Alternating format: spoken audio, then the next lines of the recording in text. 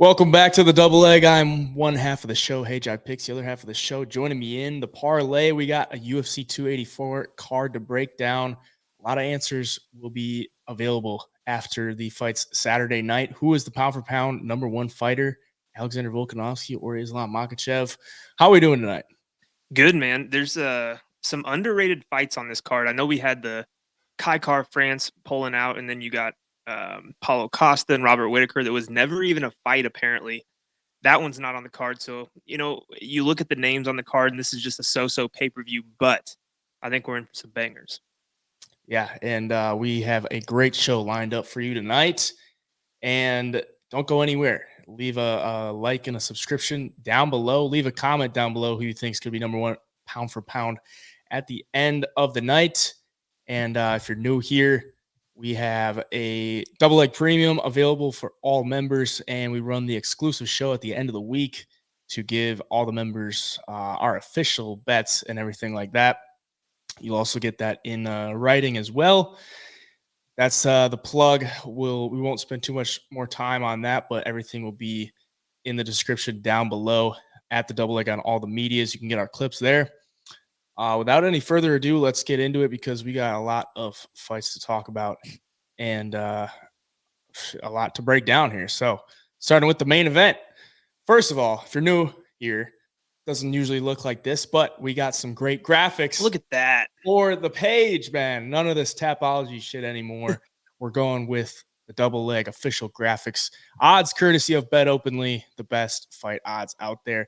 Islam Makhachev, 23-1, taking on the 25-1 Alexander Volkanovski, moving up from 145. It's going to be a big dog in this one going up against Islam.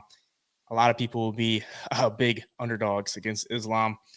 Maybe this is the best price you're going to get on many people, for Islam, if he's facing anybody good or anybody challenging him. Minus 332 is maybe a decent price. Seems like it's a little bit of different disrespect for Volkanovski, but I think it's kind of fair. What do you think? Yeah, it's crazy that you got the number one and number two pound for pound guys fighting, and the line is this big, and the gap is that big in between the odds. I mean, minus 300 and something for a guy taking on pound for pound number one is insane to me. But when you dive deeper into it, obviously, I mean, Islam's a monster. He is going to be a lot bigger than Alexander Volkanovski. He's going to be taller, stronger. I mean, when you look at Islam, that frame, he's built exactly like Habib, it seems like, who was big for the division. Always a rough weight cut for those guys, but the strength, I think, is going to be the difference in this one. I just don't see Volkanovski being able to stuff the takedowns for 5 rounds. He might stuff a couple in the beginning, but as the fight goes on, even though Volkanovski has outstanding cardio, I think Islam's just going to be way too much. I don't see a world where Volkanovski upsets him here. Stranger things have happened in the UFC, and Islam was cracked and flatlined and dropped his first fight in the UFC, so you never know. But Islam's come a long way since then. The grappling is elite. The strength is out of this world for 155. And, I mean, you just look at what he did to Charles Oliveira, a submission specialist, and it just doesn't give me too much hope for Alexander Volkanovski on Saturday. I just can't get behind it right now. I want to. Any other time in the world, when you see Alexander Volkanovski at plus 300 something, I would throw my money on it. But in this fight, I just can't get myself to. Yeah, it's hard to lay off that big of plus money on a fighter that's never lost in the UFC and who I think is the featherweight greatest of all time. Really just dominant performances over his last 2, and then that one little slip up against Brian Ortega where he almost got submitted, but didn't, and ended up winning that fight in dominant fashion. I think it was 50-45 or 50-45 or 49-46 on most of the judges' scorecards. But if you look at his past opponents, I mean, Max Holloway, Chan Sung Jung, Brian Ortega, Max Holloway, Jose Aldo. Those are his opponents in the past 4 years. None of those guys are really looking to take it to the ground. Ortega, yes, but he's more of a jiu-jitsu specialist and not necessarily good getting the fight to the ground with his wrestling. So a totally different animal we're dealing here with Islam Makhachev. And if you look at paths to victory, the obvious path to victory for Volkanovski would be to outpoint him for 5 rounds. I mean, he's probably not going to knock him out. His only knockout over the past 4 years is to Chan Sung Jung, Korean Zombie in round 4, which is an accumulation of damage. I don't think you're going to be able to land that many shots on Islam Makhachev. So you're basically asking Alexander Volkanovski to outpoint Islam Makhachev for 5 rounds, or at least 3 of the 5 rounds, and keep Islam Makhachev off him. And I just don't see that happening. That's really the only path to victory for him. I don't see him submitting him. I don't see him knocking him out. So when was the last time you had this power wrestler, Dagestani wrestler, that couldn't get his hands on a guy or couldn't hold a guy down? That, I mean, it just doesn't happen. It just does not happen. And so that ultimately takes me to Islam Makhachev. And honestly, at the odds on BetOpenly of minus 332, that doesn't even seem that bad. Like that path to victory for Volkanovski is so slim.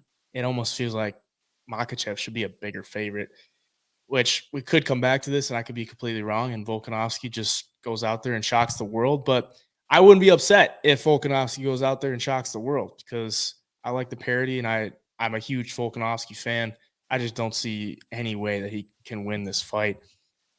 He keeps saying that people are doubting him and he's going to come back and make all the doubters, pay for it. But I just don't see it. If it does happen, I'll be happy.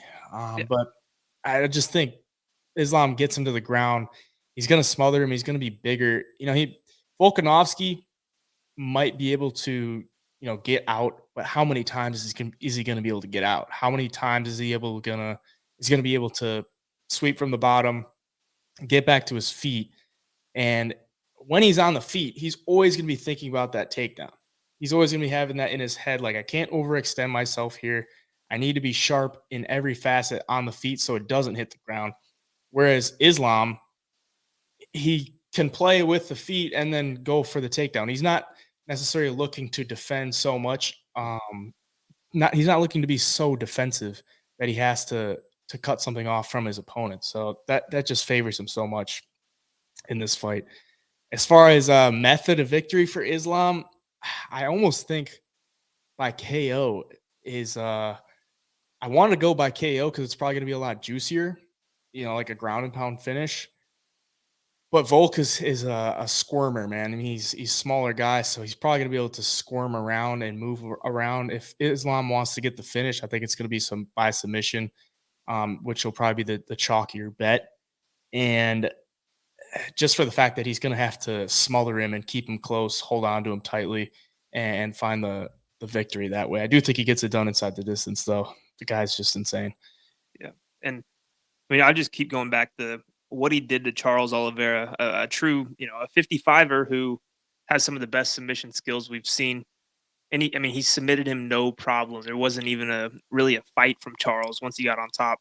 And you look at Brian Ortega, had Volkanovski in 2 super dangerous situations, one on that guillotine, and Volkanovski was almost out. You could tell. I mean, his face was turning purple, and ended up getting out of it. But you go from Brian Ortega's squeeze and power to Islam's squeeze and power. It's just going to be different ballparks, and that's not a good thing if you're Alexander Volkanovski. So yeah, I don't know, man. I just think he's going to get surprised. I think you're going to see an element of surprise on his face once Islam gets a hold of him. I think he's going to realize that I'm in big trouble, and he's just going to be defensive all night. And it's just going to, either Islam, like you said, wins by submission inside the distance, or the whole fight's just going to be Islam on top of Alex, and Alex just surviving for the fight not to end. I really do. I want Alexander Volkanovski to win. I like him. Like you said, I think he's probably the featherweight GOAT, but I just don't think he gets this one done at all. Yeah, unfortunately. But Islam's growing on me, man. That guy's insane. Like, how good he is. I will say this, though. I mean, you look at like Islam's camp, like Khabib's camp, they come from the same camp, and they're always super like respectful and almost like overly how do you say it? Like overly praising, like overly praising their opponents all the time. Mm-hmm. So he's Yeah. this, like, even with like Charles Oliveira, they're like, this guy's really good. Like Islam's gonna have to go out there. He'll go out there and win, but he's gonna have to be like super tight about it. It almost seems like they're writing Volk off. Like this guy's just super small. Like Islam's just gonna go out there and smash him. So does that mean that they're overlooking him? I don't know that they. It doesn't seem like they would overlook people. Like they're always in that way where they're praising their opponents so much that this time it's like, okay, maybe they're just like so confident that Islam's just gonna roll through them that it could just happen. And I don't know. I would tend to believe Habib in that kind of camp in most situations. It seems like they know what they're doing. So But Habib no longer coaching him. Do you think that plays a factor? I mean, is that a factor at all? yeah, I I don't think think he's so. disciplined enough. Yeah, I think he's a disciplined Yeah, enough guy um that yeah, it just because Habib's leaving, he's not going to train any different, or he's not going to switch game plans or right. anything. But yeah, Islam's growing on me too. He's kind of a bro. I don't know if you saw the Nelk boys went over there and kicked it Oh with him. Like yeah, he's more of a laid back kick it with some buddies type of guy than Habib was. Habib seemed like spiritual, fighting, family, and that's it. But Islam seems like he's a pretty cool dude. So he is yeah. growing on me as well. Yeah, you train with a guy like Habib for that long, like you're never just gonna like lose that work ethic or that discipline over a span of a few months if Yeah. Habib's not there. So I got last question for this fight. Do you think Habib is in the building at all? Because he says he said Islam's not or Habib's not going to be in Islam's corner. Do you think he's going to be in attendance at all? Because I mean, I haven't seen him in much of the promotion, like the promotional videos, UFC Yeah. Countdown, embedded or anything. I haven't seen him at all. But is he going to be? You think he'll be in attendance? What would you set the odds at? I'd set it at let's see, I'd say plus 175 he's there, Okay. and minus 225 he's not. I don't know. I think for him to walk away, he's got to get completely away. I think he's probably one of those guys, if he hangs around fighting long enough, Right. he would come back or he'd get that itch and it'd drive him crazy. I think if he's going to leave coaching and fighting, I think he just watches from home, and that's about as far as he can, or as close as he can get to it without, jumping right back in. So I'd say he's not there, especially if it's in Australia. Yeah, it's gonna be weird though, not having Habib in Islam's corners. Yeah. Is Hasbullah gonna be there? He's He'll got to. be there. He's got to be there. Yeah. Uh, yeah, Hasbullah defeated folks, so he's got that for him. The co-main event, the interim featherweight championship. Yair Rodrigues minus 152, Josh Emmett plus 152. Odds courtesy of BetOpenly, over under set at 4.5 rounds. Juice to the over minus 147. Who you got in this one? This is a super good fight. Yair's striking, obviously. He's fun to watch. He's really, really good. But Josh Emmett, I don't know. There's something about when you watch him, like, dude, he's just so physically strong. And if he implements that wrestling, I mean, I think he could get Yair down. It's gonna maybe take a couple of rounds because Yair's fast, good distance control, good footwork. He's super slick on the feet. But I mean, Josh Emmett's a freak. And he's 18-2. Like he's only lost 2 times in his professional career. I mean, he's about as solid as they come. His recent wins, Calvin Cater, which was a split decision, which was a little dicey. A lot of people thought Cater won, but nonetheless, it was a good performance on both sides. Beat Dan Ige, beat Shane Burgos, went over Michael Johnson, and his 2 losses were Jeremy Stevens, and then early on, he lost to Des Green, I think in like 2017. Yeah, so about 6 years ago. Yeah, I want to side with Yair Rodrigues because I do like his style and I think he's a lot of fun and he's really good. But something tells me that Josh Emmett is going to look at the fight between Yair and Frankie Edgar and he's going to try to match that blueprint. He's going to try to implement the wrestling, use his strength to get the fight to the ground, and from there, just do what he does best. I mean, land some ground and pound, control Yair, tire him out. He's got to take some speed out of Yair's game from the get go. Because, like I said, Yair's fast and he's really slick. So if you can slow him down a little bit, make this thing really ugly, I think Josh Emmett's got a chance. And if you look at the odds, Josh Emmett is the underdog on BetOpenly plus 152. I think that's phenomenal value for a guy like Josh Emmett, who's 18-2. it's now or never for him. I mean, I think he knows that he is a little bit older.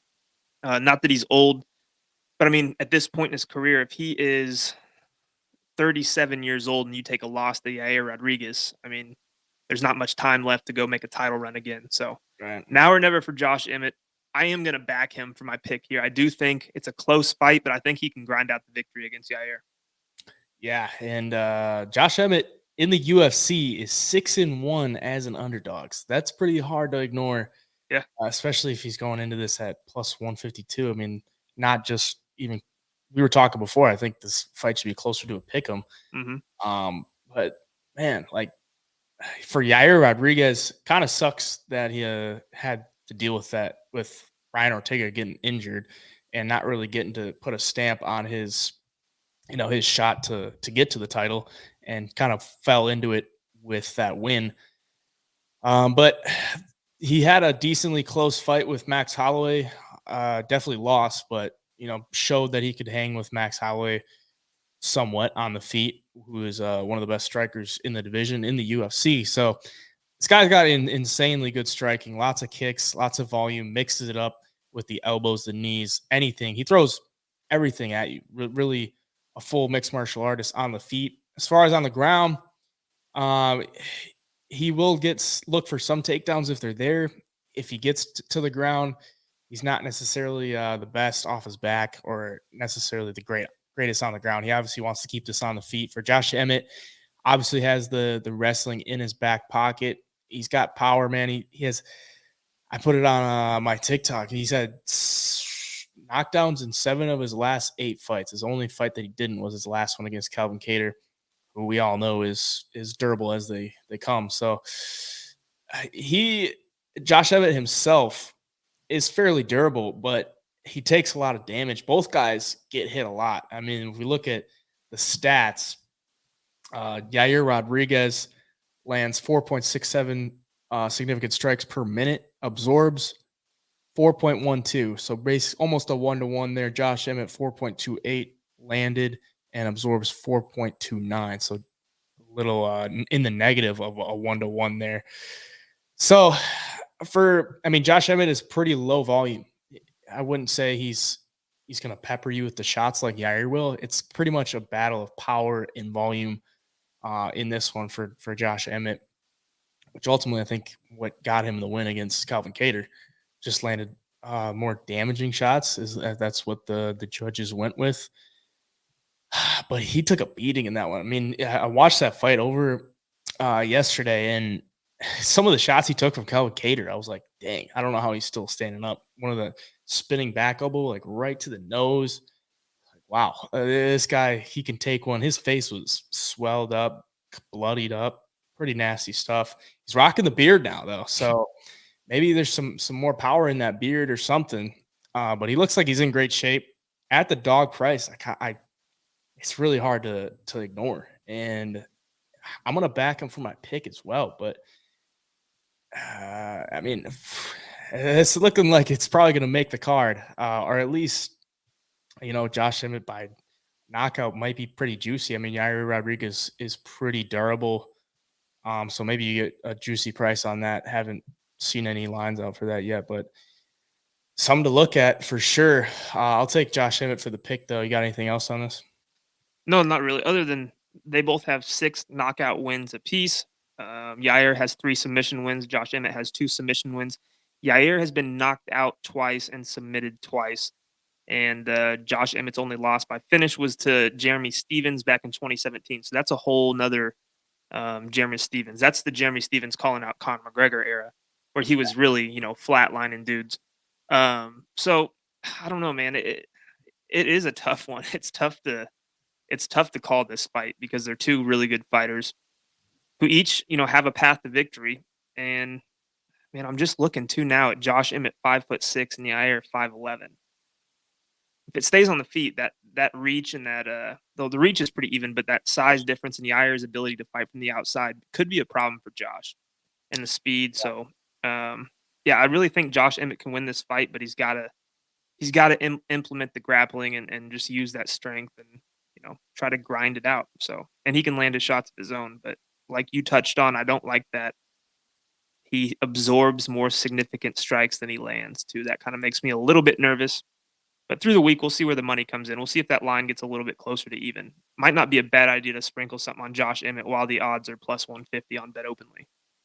Yeah, and last thing I'll say on this, Josh Emmett training out of Team Alpha Male. He's been there his whole career, so they're gonna know their fighter uh, and where to put him in this fight. So if they think he's got the advantage on the ground, they may tell him to go take it to the ground. Yeah. A lot of fighters on the come up are gonna be looking to stand and bang, to get the fans and everything. So if you're in the title fight, you got to pull out all the tricks. If Right. you got it in the bag, you might as well use it. So something to look for there.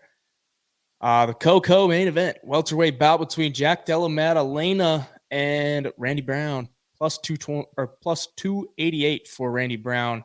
4-1 in his last 5. Jack Della Maddalena hasn't lost since his first 2 losses. So he's on a 13 fight win streak. Minus 288 for him. Over under set at 2.5. Plus 138 for the over. Minus 138 for the under. I gotta say, when I saw this price, I was a little shocked. I know a lot of people, including myself, are very high on Jack Della Maddalena, but just for the experience wise, I mean, Randy Brown's been in the UFC for a while. He's fought some pretty good competition, and he's been in the UFC since 2016. So he's been around. He's been in there with the likes of Bilal Muhammad, Nico Price, Brian Barberina, Vicente Luque. Bigger names in the welterweight division, guys that have been around for a while. Jack Della Maddalena, not so much. Just getting behind that price is a little concerning in my opinion. I mean, debuts against Pete Rodrigues, nothing special there. First round knockout against Ramazan Ameev, a guy who has pretty much zero hands. Danny Roberts, first round knockout. I mean, he was a minus 660 favorite. Then he comes into this one as a minus 288 favorite. I like the guy. I like the guy a lot. He's got really strong boxing. He can get in some bad spots though, on the ground that I think maybe Randy Brown could expose. He's got good, submission threats. Randy Brown does long dude. I mean, he's 6'3" at welterweight, 78-inch reach. He's gonna have 5 inches in reach on Jack Della Maddalena, who's a stand-up fighter, wants to box with you. So he's going to be outmatched in the length, the reach division. So a lot of the signs are pointing to Randy Brown as the dog. But as of late, I mean, he's kind of played with his food in his last few fights. He could have gotten a lot easier wins, probably could have finished the fight against Francisco Trinaldo. Chaos Williams was a split decision win. That could have went either way. But ultimately got the win. He's on a 4-fight win streak. So there's that for him. He's got the momentum, but obviously so does Jack Della Maddalena. I don't know that I could get behind a minus 288 price, but with the over-under set at 2.5, you might get some decent value on Maddalena inside the distance if that's what you're looking for, or by KO. Could get that closer to even or something around there. So yeah, I mean, if it goes to decision and it's like a stand-up battle, Randy Brown has that ability to just jab, stay at distance. It goes to decision. Do you really want a minus, close to 300 ticket in your pocket on the money line? I don't know about that. So I would lean the values on the dog. What do you think? Yeah, no, I think so too. It's just one of those fights that you don't want to take Jack Della Maddalena at anywhere over minus 200, in my opinion. But you look at Randy Brown, and he's got some good wins, but at the same time, like, he hasn't had a finish since, I guess, he fought Alex Oliveira. He got that one-arm rear naked choke. But Jared Gooden, Chaos Williams, Francisco Trinaldo, two unanimous decisions, one split to Chaos. So, and Francisco Trinaldo is a good fighter, but he's also like 44 years old. Oh, dude. The length and being 6'3" in this fight, I think, is going to play a factor a little bit, maybe at first, just because Jack Della Maddalena likes to throw that jab. He's got a really good jab, but against a guy that long and a guy that tall, it might be a little harder at first to find that chin.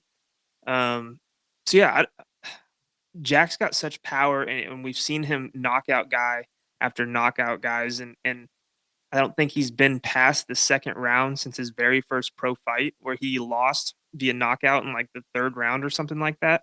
So I'll be interested to see if Randy Brown can just drag this thing on into the second and third round to see what happens. But I don't I don't necessarily want to bet on either guy here. I don't think the line is quite where I'd like it to be. You're taking a big risk laying money on the money line for Jack Della Maddalena, especially against a guy that has some better attributes than the guys that he's used to fighting. Guy who's got more experience than the guys he's used to fighting. So yeah, I'm not necessarily confident in putting money on the dog here either. That under 2.5 though, Randy Brown doesn't get hit a whole bunch. I think he's like right at just over 3 significant strikes absorbed per minute. But Jack, I know these numbers are going to be a little bit skewed because he didn't have that many UFC fights. 8.45 significant strikes landed per minute at a 50% striking accuracy. So he is going to land his shots.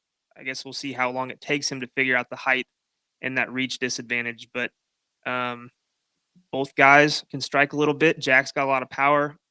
I'm not too. I guess I would lean towards the under 2.5. 2.5 is a lot of rounds for a guy like Jack Della Maddalena, especially what we've seen, especially since he's only been to the third round once and it was in his pro debut. So I kind of like that right now.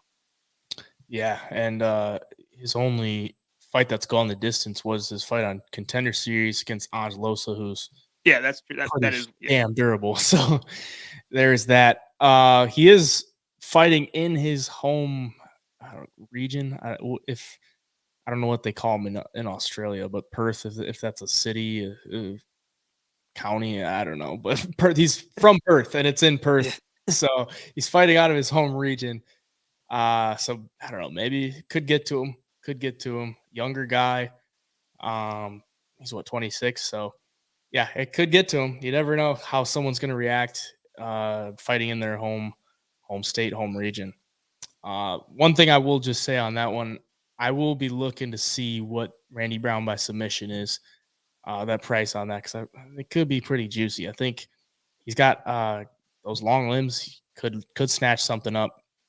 And from what I saw on film, like Jack Della Maddalena puts himself into some tough positions on the ground against Ramazan Ameev and Angelosa, even in his Contender Series fight. So I'll be looking at that. Randy Brown does have 5 subs too, so he can get it done. Can get it done. Definitely keep an eye on that. But this one, I don't know how I'll feel about paying $85 to watch this on pay-per-view. But heavyweight bout between Justin Tafa and Parker Porter. Justin Tafa minus 120, Parker Porter plus 120. Over under for the heavyweight set at 2.5 rounds, plus 138 on the over, minus 138 on the under. Justin Tafa 5-3, Parker Porter 13-7. This is about as greasy as it gets, I will say, because you're not even looking at like 2 big power punchers. Justin Tafa definitely packs a punch, but he's had 2 fights in the UFC that went to decision. Carlos Felipe and Jared Vandera, which was a bloody mess. Just watched that yesterday, and that was pretty nasty fight to watch. But he got his win against Harry Hunsucker back in 2021 via the head kick. And Parker Porter was fed to the wolves against Jelton Almeida and got rear naked choked in his last fight. 3 decision wins, but literally against the bottom of the barrel in the heavyweight division. Alain Badeau, Chase Sherman, Josh Parisian. So can't really put too much stock into that. But Porter, he's decent all around. Decent cardio. I mean, for a heavyweight, pretty decent cardio. Both guys are a little shorter for the heavyweight division. Justin Tafa, he throws hard, throws everything he has. A big overhand left, a lot of hard kicks to the legs and to the head. If I'm Parker Porter, I'm probably looking to wrestle this guy because I wouldn't want to stand and take too many of his shots. So probably the path for Parker Porter. But if he stays on the feet, he's fairly durable. But I just wouldn't want to get caught by anything from Justin Tafa. It's a tough one here. I wouldn't get too invested either way. What are you thinking? Yeah, I mean, both guys 6 foot tall. So the heavyweight division, I mean, they're not these big guys, but Justin Tafa, like you said, he throws everything into every single punch he throws, trying to end guys' nights. And Parker Porter's been knocked out 3 times. Um, the one thing I do look at though is Justin Tafa's record: lost to Carlos Felipe, lost to Jared Vandera. Those aren't, those aren't the best losses, I guess, especially the Vandera one. Jared Vandera has looked pretty bad at times in the UFC. And then he beat Harry Hunsucker, who I don't know what Harry Hunsucker's doing in the UFC, to be honest with you. So really, you take away that one, and he's 1-3 in the UFC. So yeah, I don't. Neither guy are just gonna like blow you off the. I mean, you're not gonna look at their stats, or you're not gonna look at their fights, and they're not just gonna blow you away with talent or anything like that. I do think the game plan for Parker Porter is gonna be go in there, try to get a takedown early, get Justin Tafa tired, because if you can do that and take some of that power away, I think Parker Porter could cruise to a victory. He does have 3 submission wins on his record. So he's a little bit more well-rounded. I think Justin Tafa has kind of fallen in love with just trying to find that big knockout shot. We haven't seen much else of his game besides that. And if Parker Porter's the underdog, I'm going to lean towards him right here. I'm not necessarily going to invest a ton of money in this fight because as far as heavyweights go, it's not the highest of levels. You kind of know what you're going to get with both guys. But I think if Parker Porter wants to win this fight, he's got to get it to the ground early, take some of that heat out of the arms of Justin Tafa. And if he does that, I think he's got a decent chance to cash as an underdog. But yeah, man, I'm just not going to be too invested with the money on this one. Yeah, I almost like that under. Look at it again. Under 2.5 rounds, minus 138 for heavyweights. It's not bad. Come on, man. They get hit a lot too. I mean, Justin Tafa, both guys land over 5 significant strikes per minute, and both guys get hit over 5 or almost even over 6 significant strikes per minute. So, yeah, that under is looking pretty decent, for heavyweights. Gotta expect some kind of violence in a heavyweight fight. And I do like that they're both 6 foot tall with a similar reach. They're going to be like eye level with each other swinging. So it's not like somebody's going to have a massive reach disadvantage and can't find the chin. I mean, they're going to be looking right at each other. And yeah, I mean, Justin Tafa, obviously the knockout ability, and Parker Porter's been knocked out a few times. So yeah, under 2.5 might not look too bad at all, especially at minus 138. Anytime you can get a line that good in a heavyweight fight for under more than 2 rounds, it's not a bad play at all. Yeah, definitely keep that on the radar.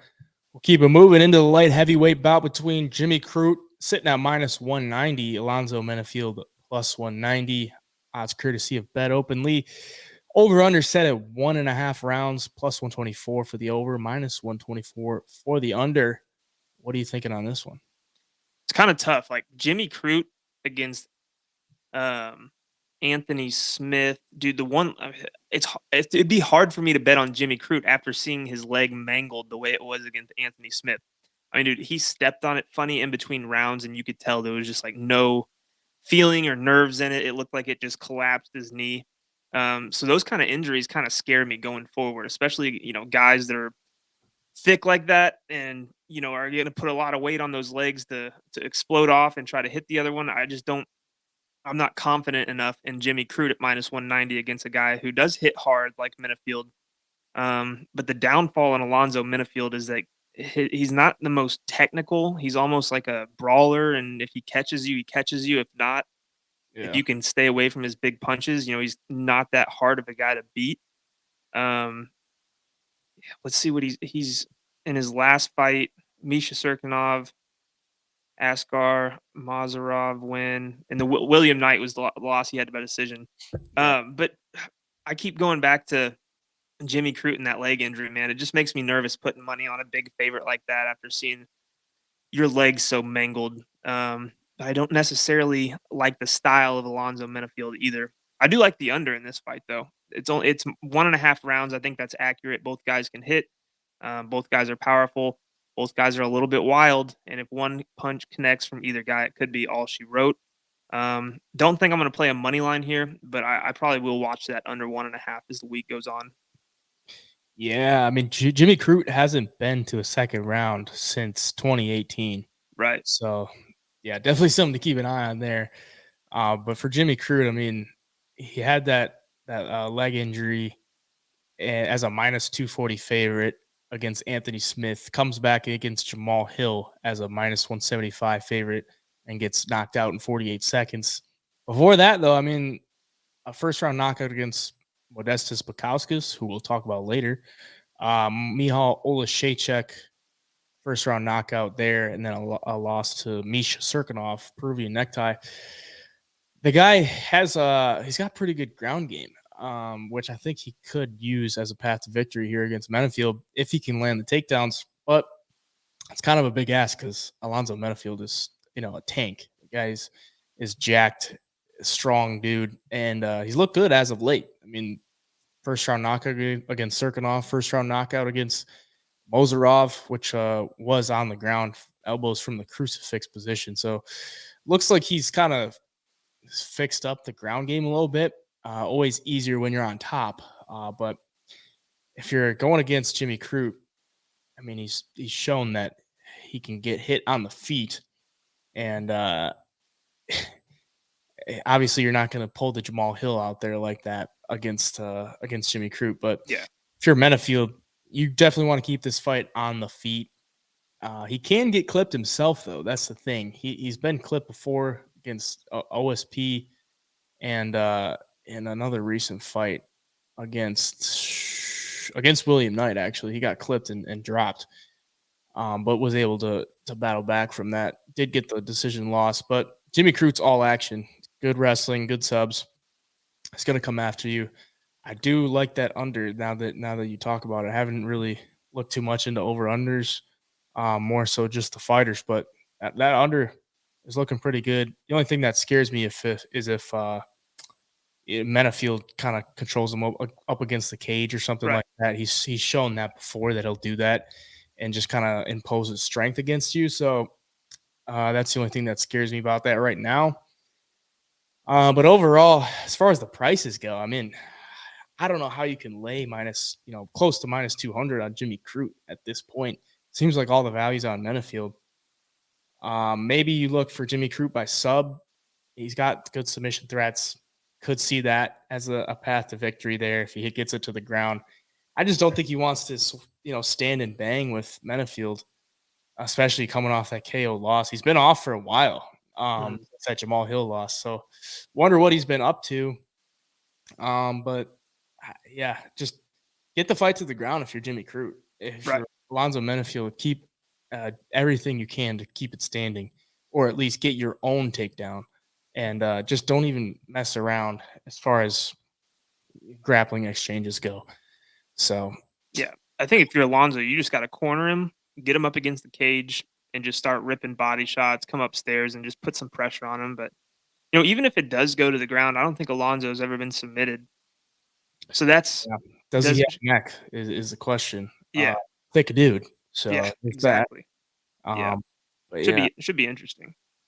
yeah, it should be interesting. I mean, he 10 knocked out KO Paul wins. Craig, so Yeah, and Jimmy Crute submitted Paul Craig, so there's that. So yeah, that I don't know. I mean, for the pick, it's gonna be a tough one to pick. I'll think about it and stew on it, but it seems like all the value betting wise is on Menifield at this point.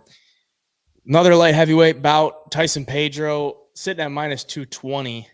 And in steps Modestas Bukauskas in his second stint in the UFC, coming in on short notice, sitting at plus 220. Over under set at 1.5 rounds. Over minus 128. Under plus 128. What are you thinking on this one? yeah. I mean, Tyson Pedro obviously hasn't fought the best guys lately at all, but Bukauskas 3 straight losses in his last UFC stint. Jimmy Crute, Michael Olajaychek, and Khalil Roundtree. And really, all 3 of those guys are, dangerous in their own ways. So those fights, you take a loss there. Those guys what I'm trying to say is those guys do rack up a lot of wins and knockouts. So, and then he went to Cage Warriors and rattled off 2 wins, and he's back. I just don't know if he's at the UFC level. I mean, we've kind of seen it before. He had that 1 win in the UFC. which was Andreas Michailidis' retirement fight. Is that what I'm reading? Yeah, I think So got stopped, or he got was it? stopped between rounds. Yeah. So I mean, he hasn't really shown us much besides that in the UFC or at the UFC level. And Tyson Pedro, who did he beat? Harry Hunsucker. Um, he's only 9-3, so he doesn't have like a load of experience or anything at this level either. But I just think his skills are sharper. If he gets the fight, if he can get on top of you, he can land some vicious ground and pound. He's obviously powerful. His kicks are good. We've seen him hurt Ike Villanueva by kicks and just kind of laid the pressure on him with punches and got him out of there. He did lose to Shogun Hua in 2018, and Shogun, obviously towards the end of his career hasn't been, the old Shogun, but I just think there's going to be a level difference here. Tyson Pedro, better all-around fighter, has more wins in the UFC. I've seen a lot more out of Tyson Pedro than I like. So that, I mean, it's going to be my pick. I don't necessarily know if I can lay the money on him at minus 220. Maybe a parlay piece for me here. I don't necessarily like the over under 1.5 either. So I think if I'm going to go with anything, Tyson Pedro's the pick. Minus 220 might be something I put in a small parlay. But other than that, I'm not going to go heavy on either side here. Yeah, I like Tyson Pedro in this one. If you look at what he came into the UFC as, he came in kind of just starching guys. I mean, finished or submitted Khalil Roundtree, knocked out Paul Craig, decision loss to Lear Latifi, doesn't age too well. Then a Kimura win against Safarov, lost to OSP, and then he got injured in that Shogun Hua fight, which he lost in the third round, and then was off for almost, over 3.5 years. So comes back. This is obviously a guy that they want to build up in Tyson Pedro because they gave him two of the worst light heavyweights that the UFC has probably seen in not even recent memory, but just overall. They give him Ike Villanueva, and if you get Ike Villanueva, I mean the UFC obviously wants to do something with you. So he knocks him out with leg kicks and didn't have to land too many. No. And then they give him Harry Hunsucker on a pay-per-view. So they're obviously trying to, put him on some kind of pedestal or like some kind of show stage where people can see him. I mean, he's pretty talented dude. He was a talented dude until that injury kind of easing him back into it here. So they had him paired up against this Min Yang Zhang, and then Zhang withdrew, and then they brought back Modestas Bukauskas for his second stint in the UFC.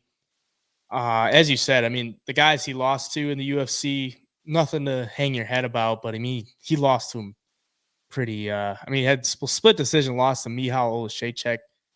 He was pretty young in his UFC career there, but Yeah, got starched by Jimmy Crute, and that sidekick to the knee by Khalil Roundtree, that oblique kick that just people started to say that oblique kick shouldn't be legal because of that fight. So he took that one pretty bad. Goes into Cage Warriors, gets a win against Lee Chadwick.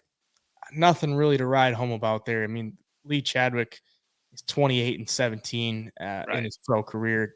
Knocks out Chuck Campbell in the fourth round of that Cage Warriors fight. I watched that one. Nothing to write home about there. Chuck Campbell's 5-2 in his pro career. exactly. Yeah. Yeah, I mean, Cage Warriors is a pretty good promotion, but those fights just really not impressive at all.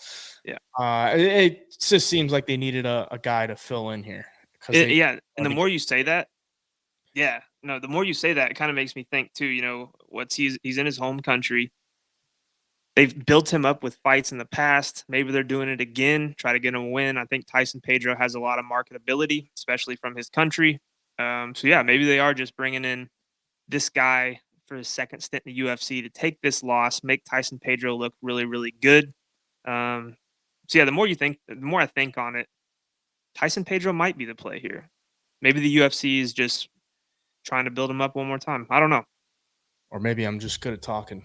just good at talking you into it. But I think Tyson Pedro is a pretty good price. I mean, I would expect him to be a bigger favorite in this one, honestly. The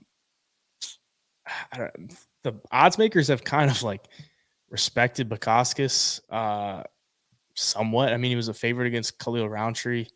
Yeah. Slight underdog to Ola Shaychek, but I don't know, man. Like the guy just doesn't impress me at all. And Tyson Pedro is very talented. I would take him inside the distance as well. The guy's good. He's got good leg kicks, good striking, good submissions too. I mean, Bukauskas doesn't do well on the ground either, so that's definitely a path to victory there. We'll move on to a featherweight bout between Melsik Baghdasaryan plus 110 there, minus 110 coming back for Josh Culibao. Over under set at 2.5 rounds, minus 151 on the over, plus 151 on the under.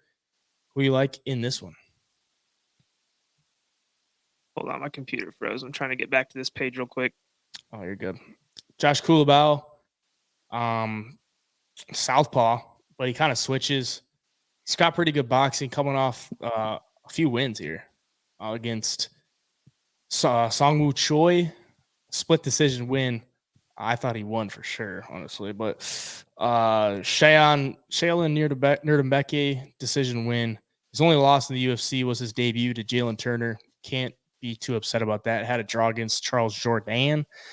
On the feet, I mean, you wouldn't really guess it looking at him, but he's actually pretty good on the feet. Baghdasaryan, you would guess by looking at him that he's good on the feet. A lot of kicks, southpaw striker, fast striker, throws hard. This fight's probably going to be on the feet for most of the fight, at least. I don't think either guy's going to want to shoot. This one's a tough one too. I mean, probably pretty fairly priced at close to a pick'em, a slight favorite in Culibao. But honestly, the plus money on Baghdasaryan is looking pretty good. But I lost my bet against Culibao before, so that kind of strays me away from betting against him again. I just watch him fight, and I'm like, I don't know how this guy has really landed too much. He doesn't look like flashy at all. Baghdasaryan looks like he has more finishing ability. Culibao dropped Songwoo Choi like 2 or 3 times though, so maybe he's got a little more pop than I think. I don't know, man. What are you thinking? Culibao. Yeah, I gotta lean towards Culibao. You like you just said, he landed some good shots against Sungwoo Choi. Nerdembeke he beat, who just beat Derek Minner, but we all know the story there with James Krause. But Nerdembeke is a decent fighter, and he's a solid fighter all around. And he's got a ton of UFC and outside experience at 36-9. So to go in there early on in your career and beat a guy like that by unanimous decision, pretty much win the whole fight, was impressive to me. And he lost to Jalen Turner via ground and pound in the second round, which now you look at Jalen Turner, and he's one of the most feared up-and-coming guys at lightweight, being 6 foot, tallest lightweight, I guess, in the UFC. So it's not a terrible loss there, and it's his only loss on his record, and he's got a bunch of finishes. So, yeah, I think this thing does stay on the feet. I think he's got the power. He's going to be – I think this could be an exciting fight. But right now I got to go Culibao just from the experience factor and who he's fought and the ways he's won his fights. And like I said, man, if your only loss on your record is Jalen Turner, I mean, you're not doing anything wrong, in my opinion. Jalen Turner is a beast. So yeah, I'm gonna go with Culibao in this one. Yeah, I can't knock you for that. Definitely the better competition in the UFC for sure. Baghdasaryan's win against Bruno Souza and Colin Anglin. So nothing to write home about there. But we'll keep her moving to the flyweight bout between Clayton Rodrigues and Shannon Ross. Shannon Ross coming in as a plus 292 underdog. Clayton Rodrigues minus 292. Over under set at 2.5 rounds. Minus 128 on the over and plus 128 on the under. Clayton Rodrigues coming off the loss to CJ Vergara, who he was a pretty big favorite in that one, and pretty disappointing loss. I know a lot of people had him in his in the parlays. He was minus 360 favorite in that one. Lost a split decision. Won his Contender Series fight as a slight favorite. Overall, man, I don't know how you could get behind that price. I mean, he's got pretty solid stand up. He probably have the ground advantage in this one. He throws lots of kicks, but he just doesn't really impress me too much on the feet. And if you're going to be going up against Shannon Ross, who has really good hands, really good boxing, does get hit a good amount, doesn't have a very good ground game. I don't like it if this fight stays on the feet for Clayton Rodrigues. I think you're probably getting a lot of value on Shannon Ross if this fight stays standing. If not, then Clayton Rodrigues showed pretty decent striking in the fight, or not striking, a decent ground game against CJ Vergara when it did hit the ground. But he didn't really look to take it to the ground. He looked content to just stand and trade with him, which didn't work out for him. But for Shannon Ross, the crazy fight on Dana White Contender Series, the loss, got knocked out in the second round, got dropped 2 times before that against Vinicius Salvador, ends up having that appendicitis the day after and having to get surgery. Dana White hears about it and was obviously impressed with the fight, the heart he showed in that one, and gives him an opportunity in the UFC. And here he is fighting in his home country. So an opportunity for Shannon Ross. I mean, I think the value on Shannon Ross is looking pretty good. It's pretty heavy dog price, but fighting in his home country, kind of getting a second chance here. Clayton Rodrigues coming off the loss. Maybe he's a little bit more motivated than if he was just coming off a win. But at the same time, how are you laying minus 300 on Clayton Rodrigues? Shannon Ross went into his Contender Series fight as near a 3-1 favorite. So now he's, almost plus 300. So value's looking pretty good on that. You touching the dog here? I might have to. You kind of touched on it all, but I will add that Shannon Ross might be the toughest dude in the world. I mean, you mentioned dealing with appendicitis, then fighting on Dana White's Contender Series, and in that fight, I don't know how many times he was cracked, and it looked like he was just going to go out cold, and then somehow he gets up and he starts cracking the Salvador. Salvador is I want to say he was quite a bit longer and bigger than Shannon Ross in that fight, but you could see the hand speed on Shannon Ross, and he was able to find the button too, and he was landing his own shots. And he just seems like a dude that's probably a little too tough for his own good. And those are the type of dudes you can't count out, because Clayton Rodrigues might go in there in the first round and hurt him and then get frustrated because he can't finish him. And then all of a sudden Shannon Ross starts landing his shots, shows that speed off, that toughness. So yeah, a guy like Shannon Ross at plus 292 on BetOpenly is really hard to ignore, in my opinion. If it stays on the feet, I think it's going to be a lot more evenly matched than people think. Clayton Rodrigues at minus 292. I just don't know if I've seen anything from him that makes me want to lay that kind of money on that line, especially with the loss against CJ Vergara, who is a good fighter off of Dana White's Contender Series. Lost to Tatsuro Taira, obviously. But, man, I can't get behind the minus 292. I think sprinkling something on the tough guy, Shannon Ross, is not a bad idea here at all. Yeah, can't argue with that. Especially in his home country, I mean. Yeah, and he's got power too. I mean, he's got fighting power. He's got what, seven knockouts? Yeah, I mean, he could. That knockout prop is probably super juicy when it comes out. So definitely keep an eye on that. The next fight, a lightweight bout between Jamie Mullarkey, another Aussie, coming in at minus 230 against the Argentinian making his UFC debut, Francisco Prado, sitting at plus 230. Over under set at 2.5 rounds, plus 138 on the over, minus 138 on the under. Undefeated Francisco Prado taking on Jamie Mullarkey. You think he stays undefeated? He could. Look, you look at his record, and he's got so much finishing ability. I mean, he's got a ton of knockouts. He's getting Von Flue chokes, arm bars, KOs, rear naked chokes, guillotine. I mean, the dude just seems like super well-rounded. But Jamie Mullarkey fighting in his home country, he got the split decision win over Michael Johnson, which ages pretty well. We were talking about before this that Michael Johnson just went in Orlando and beat Mark DeCasey. So that's a good win for Jamie Mullarkey. Mullarkey's tough. Obviously, we've seen him dropped and come back in fights before. Does get hit though. I mean, he does get hit quite a bit, which makes me a little bit nervous here for him. And against a guy like Prado, who's making his debut, which is always a little bit sketchy, but obviously he has all that finishing ability, and he's shown it a lot in his career through sub, through knockout, you name it. And at plus 230, maybe take a flyer on him. The only thing that, kind of makes me cautious to do so is that it's his UFC debut. Hate taking UFC debut guys unless we've seen them on, the Contender Series, or seen them fight really really good competition outside the UFC.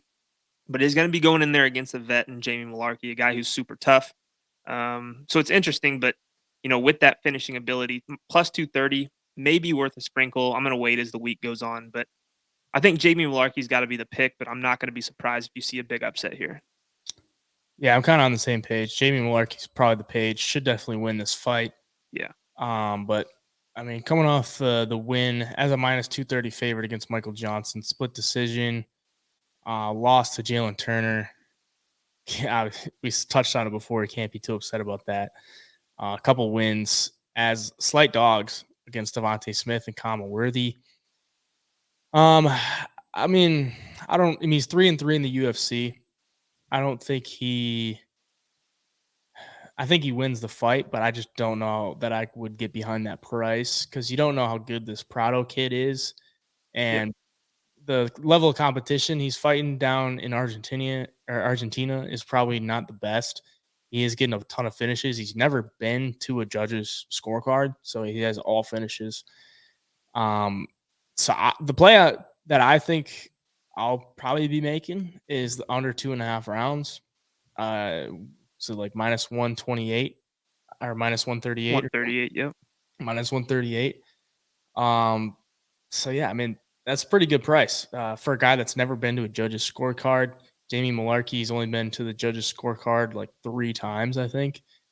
At least in the UFC, he's been there 3 times. And then before that, I think he's been there once on the regional scene. So, yeah, I mean, he gets hit a lot too, like you said. So, either way, I think one of these guys is going to go down.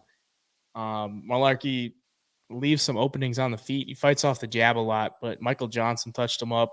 This Prado guy, when he lets go, he lets go. Like, when he lets his hands go, there's not a lot that's going to stop him. Could leave himself open to getting countered and dropped, or even taken to the ground and submitted. But yeah, I probably wouldn't touch Mullarkey at that price. Maybe there's some value on Prado inside the distance or something. But I think the under 2.5 rounds is a solid play. Yeah, Prado, look at his picture on Tapology. He kind of got a little Drew Dober face going there, big fire hydrant head. Might be hard to knock out. So, yeah, I know he does actually. Dang. You look at him. I thought that was Drew Dober with a Samurai Fight House Championship belt on his waist. But there we go. Right down on the mouthpiece. And, yeah, exactly. Let it go. Jamie Mullarkey's been knocked out 3 times. So yeah, maybe that's gonna be his kryptonite there. Could be. Underdog might not be a bad play. Yeah, I mean, Prado round 1 or round 2, like KO is probably pretty juicy. I mean, we saw like a similar situation with and another guy he kind of looks like, just off of memory, kind of. We saw Bruno Fajeda come in there against Right. Yeah. RoboCop and just land that left hand flush. Bruno Fajeda was a guy that was knocking everybody out on the regional scene, makes his UFC debut, comes in and just flatlines dude. So, yeah, I don't know. You never know with these guys, especially the hard hitters, guys with a lot of finishes. All it takes is one. Yeah, Rodrigues, a guy that gets hit a lot too. So right, exactly. Maybe we come back this and then we're like, whoa, we called it. We called it, but geniuses. We could be geniuses. Featherweight bout here. Don Shainis plus 298. Jack Jenkins minus 298. Over under set at 1.5 rounds. Over 1 minus 128. Under plus 128.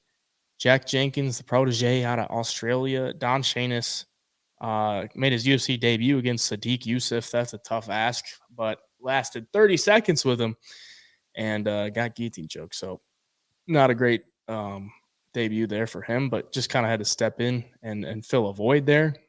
Was it Sadiq Youssef was taking on Giga Chikadze, I think, and ultimately had to fight Don Shainis in his debut. So yep. not a great spot for Sadiq there, but found his way into the UFC for Don Shainis and finds himself fighting on a pay-per-view card. Well, it's not the pay-per-view, but the prelims of a pay-per-view card.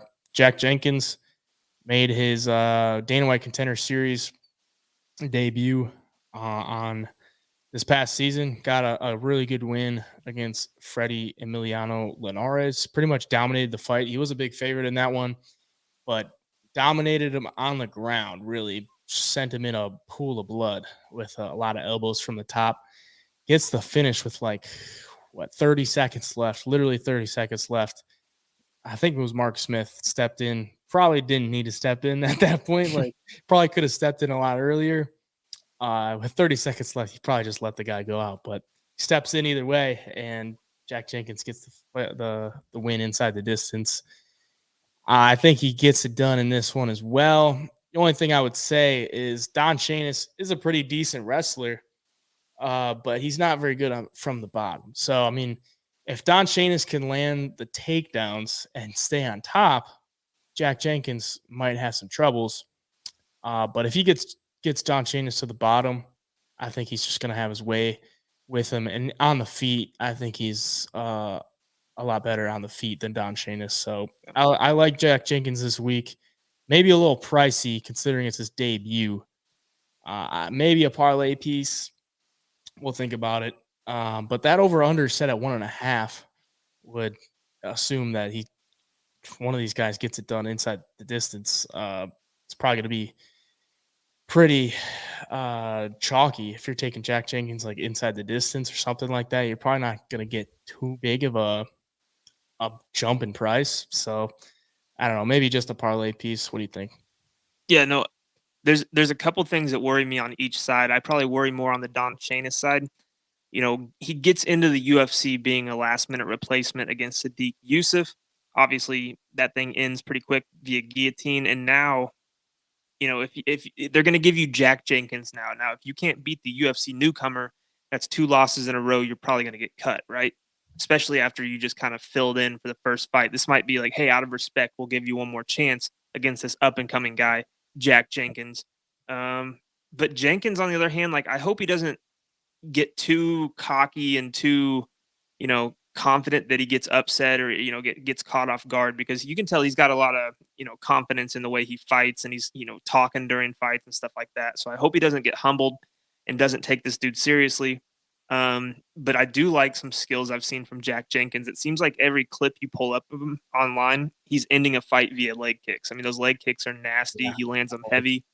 Yeah. And a guy like Don Shainis, not fighting at the highest of levels, you start taking those leg kicks, man, and you don't have a ton of experience taking those leg kicks, it usually doesn't end too well. And I can see Jack Jenkins implementing that game plan here.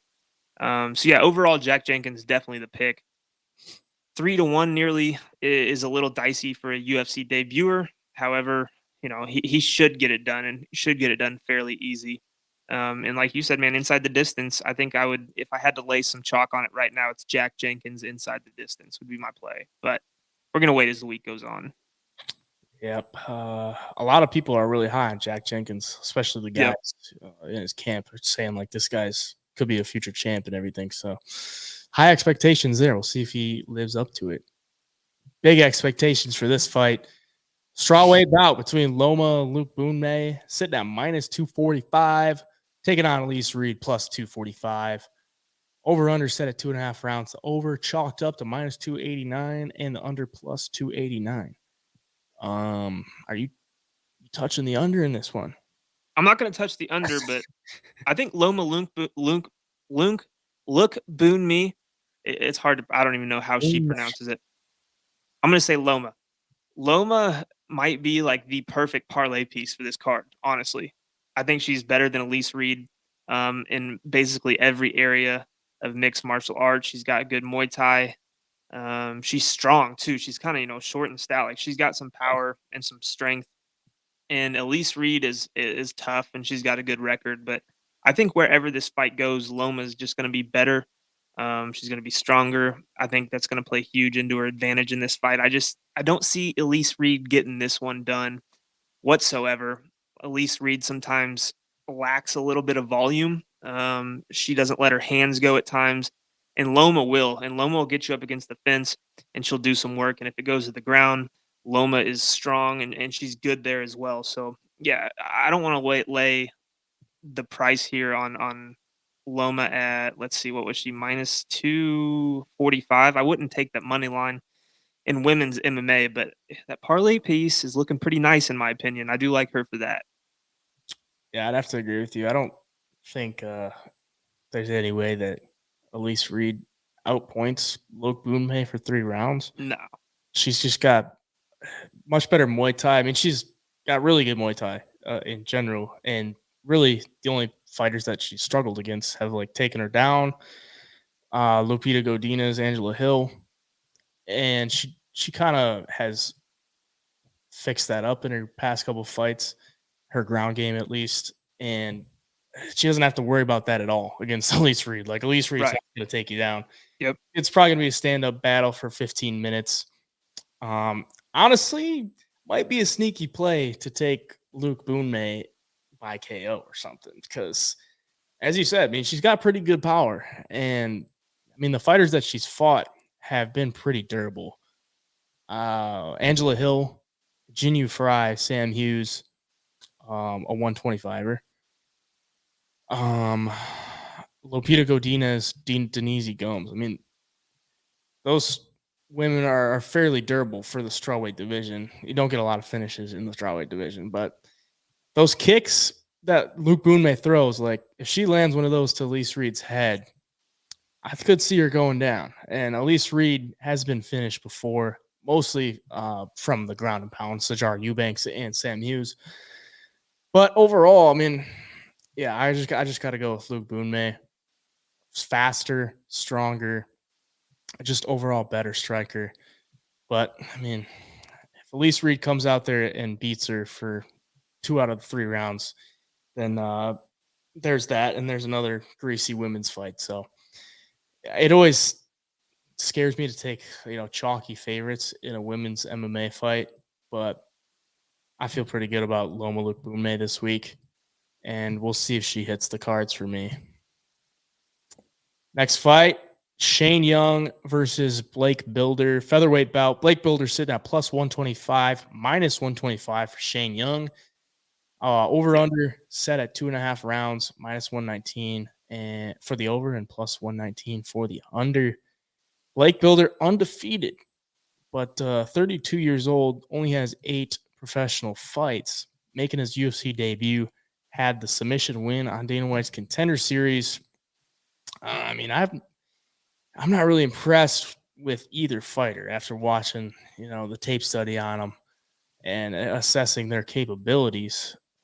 Shane Young, he's been off for like 2 years, and by the looks of it on his Instagram, he is, I don't want to say juiced up, but he's bodied up. Like he's looking like he's in great shape. Like he's taken that time off to really get everything right. But watching him on film, keep in mind it is 2 years ago on film, so it's kind of hard to judge where he's at now. But made his UFC debut in 2017 against Volk, lost that obviously. Couple wins against guys who are no longer in the UFC, and then back-to-back losses to Ludovic Klein, got knocked out, and then a loss to Omar Morales. It just looks like he's super hesitant on the feet, and he's training out of City Kickboxing, so you would think he's a kickboxer, right? He's going to be a really good kickboxer, but he just hasn't really shown like he wants to let it go. He's only 29 years old, so he could have made a lot of improvements over these 2 years he's taken off. In the fights, it looks like he goes to clinch sometimes. I'm just like, if you're some kickboxer, like, why are you clinching? Yeah.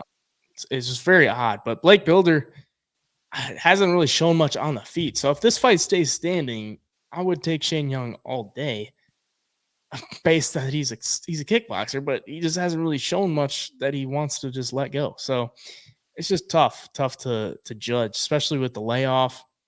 Blake Bilder, though, if he gets you to the ground, he's got really good BJJ, and he's got a really good back take. He's not great at wrestling, though. He's not great at getting the fight to the ground. So I want to take Blake Bilder as the dog, but I don't know how Shane Young's going to look.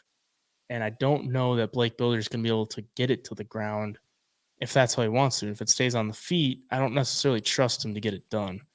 So this one's a greasy fight. What do you think on it? Yeah, it is. It's kind of hard to get a read on, like, in that aspect. I mean, Bilder, you look at his record, rear naked chokes, triangle chokes. He does have a knockout recently, but on the feet, I don't think he's going to want to stand and bang with Shane Young. Even though Shane Young, I think what you were talking about with him, kind of looks out of place or not going to, doesn't throw all the volume that he should, even though he's a good kickboxer. I think it's just a lack of confidence right now for him on the feet. Yeah. If he finds his confidence, Blake Bilder's definitely not going to want to stand there while Shane Young's getting into a flow. But if Bilder can just get to the clinch, I think he's going to be able to take his back, and that's where he's going to want to be in this fight. That's where he's going to do his best work. We've seen it time and time again. But making your UFC debut, Shane Young's been in there with the pound for pound number one in his debut. So yeah, it is a tough call. I would lean. I would almost lean Bilder right now. There's not a lot of fights you watch of Shane Young and you think, man, that guy's super impressive. But I mean, there's some situations and some moments in Blake Bilder's fights when he does get to the position he wants on the back that, he's very talented.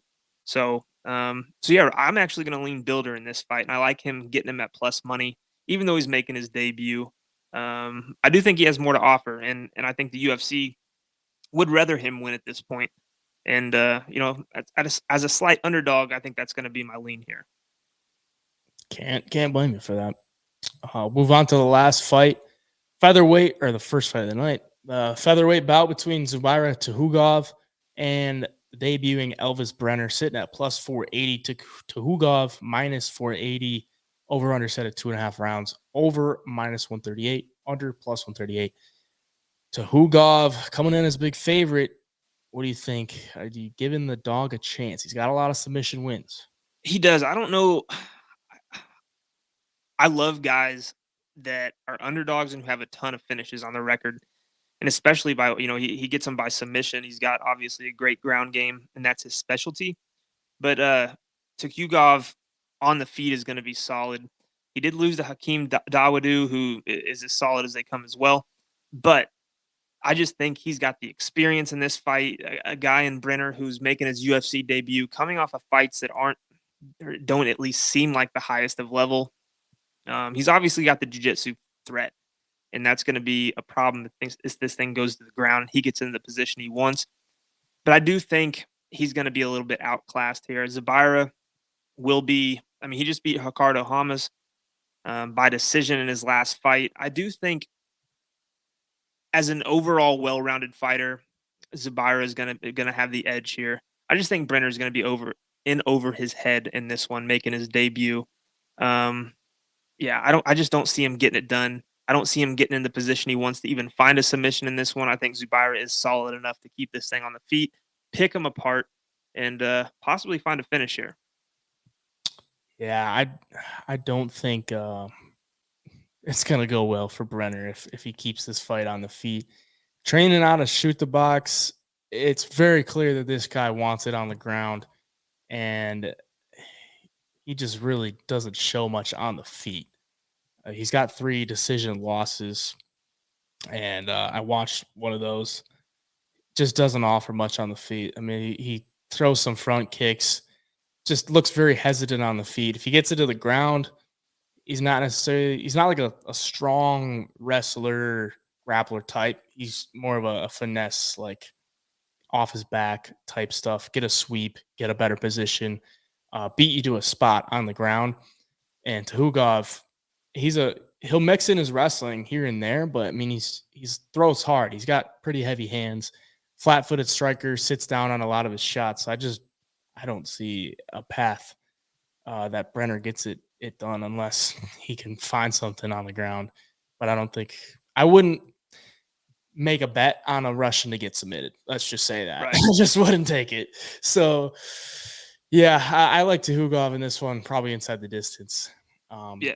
Brenner, I mean, he hasn't been finished, but I mean, Tukhugov kind of put a beating on Ricardo Ramos, and he's a powerful dude. I mean, his stand up is I don't want to say elite, but it's pretty good. His only losses are to in the UFC to Hanato Moicano and Akeem Dawadu. So, and they're both split decisions. So, close fights there. I'll take Tukhugov though. I like that. Just, I mean, you look at a guy like Brenner coming into the UFC, and at this level, man, you can't really. We've seen time and time again, you can't really get by with just a submission or bust type of game. Yeah, it might work a few times, but going up against a guy that's been in the UFC for since 2014. I mean, he's had fights in the UFC in 2014. And he's obviously got the high level experience. He's 20-5. He's technical on the feet. I mean, you're just going to get outclassed, in my opinion. So, yeah, Zabira all day, in my opinion. Normally, at this point in the show, we would go down and give our picks for the whole card. But I mean, we look at the past couple of weeks, the picks that we've made on our prediction video, and by the end of the week, they're just completely different. So we're just gonna stop doing that because it just doesn't really add too much to the show. And if you watch the video and you think that those picks are like what we're betting and everything, don't want to mislead you. Yeah. But if you do want the full picks, the double leg premium, $19.99, less than $1 a day. You get every full betting card, detailed breakdowns of every fight. That is the exclusive show that is sent out to all the members Friday night. All the important fighter and betting data. So all the statistics that we are reading off here, you're getting all of those, the betting data, where the money is at, early bets for future events. So events in a month away, a couple weeks away, stuff like that. And a private Discord chat. So you'll be able to ask us anything. We've been talking in there. We talked about the fights going on last Saturday. Just a good time in there to get all the premium members in there and keep it, people that are serious about this and want to ask really good questions. Because we get a lot of questions in the DMs, in the comments and everything. Can't answer everything. So if you want to ask questions, it's right there in the Discord.